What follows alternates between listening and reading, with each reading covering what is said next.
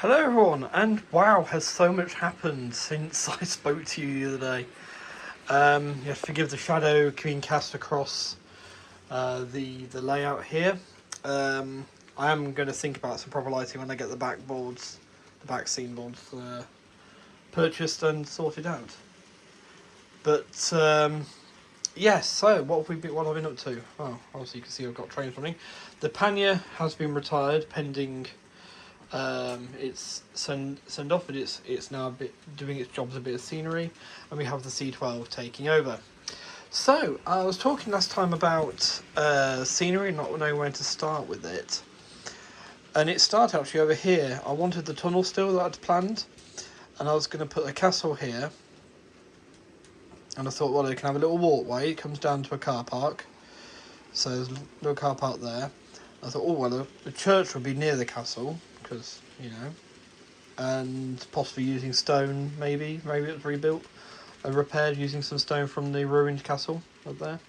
Bearing in mind this is modern day because it's a heritage railway. Well, mostly modern day. I have plans. I have thoughts and plans. But yes, so that's on there. And that sort of snowballed out, and a pond appeared here, keeping this road bit in here.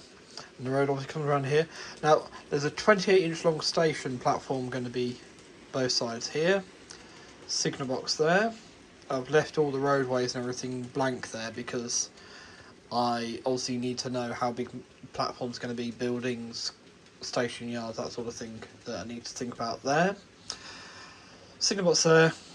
A dummy siding, so I'm actually going to get a piece of Pico Flexi-Track and try and cut it so it meets up here, but I've drawn around a turnout, laid it on top of the track here, and drawn around it to get the right curve out before swinging it back round.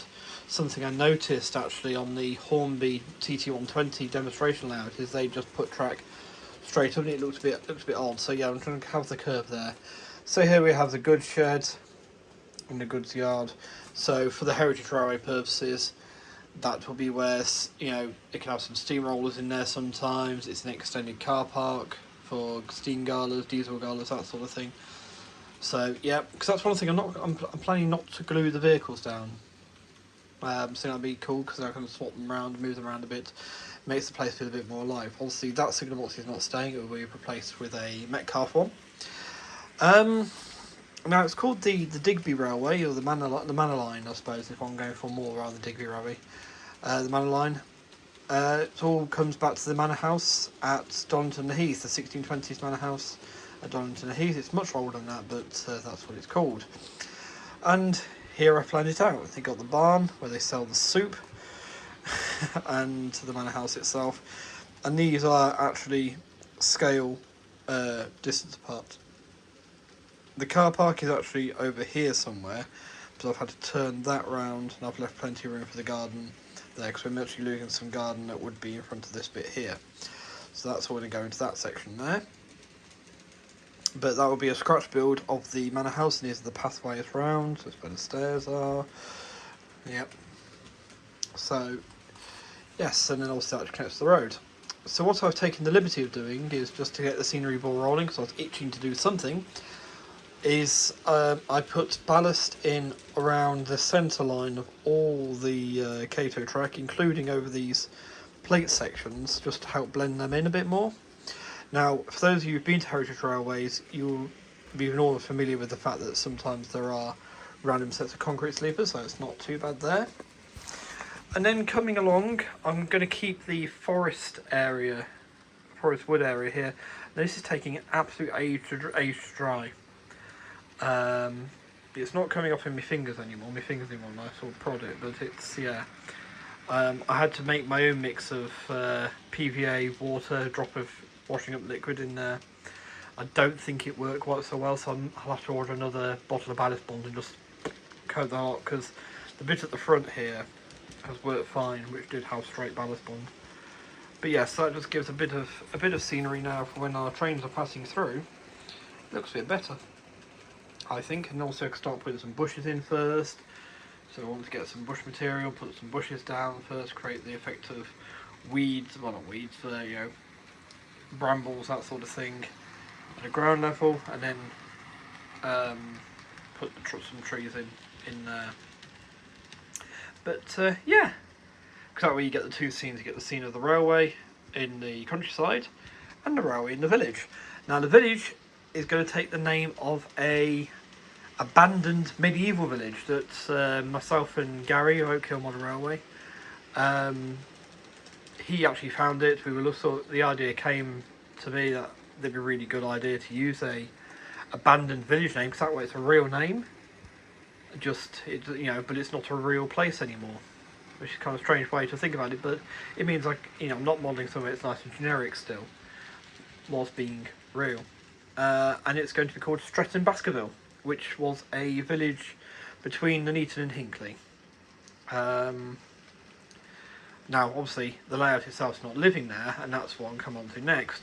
So, obviously in make-believe land, I can have it literally anywhere. So I'm actually going to have this as an attempt coming off the line near Rugby for the Great Central to link up to the Trent Valley proper, to help, well, to basically gain access to some of the coal things. And basically that is where this track is on, hence the double track. See, makes sense, doesn't it, now? And I'm going to have it connecting to Leicester, that sort of that way. Maybe it's a bit of a diversion from Leicester. And in my world, the 1620s manor house is not in Donington Heath, it's in Stretton Baskerville. So yes, the Metcalfe signal box is very much like the one at Cornwood House, I think, so it's going to go there. And it's going to be a bit of a strange one for traditional Great Central stations. In fact, it's going to be platforms either side of the track rather than in the centre. The other option was to go Midland Railway, which would fit the... I could almost plonk it straight where the village was, but there's only a signal box available, and it's a bit weird trying to find stuff. A bit hard trying to find Midland Railroad. I've already got a big scratch build project here. I don't really want to be doing another one really over there, so I'm just going to use a standard red brick Metcalfe kit again, as originally planned. It's going to be Metcalfe kits nearly all along, apart from this here. So yeah. But anyway, I'll give it a shot of the 24 passing by the thing, and I'll end it there. So thanks for watching. Take care, stay safe, and be well, and I'll see you in another video. Bye for now.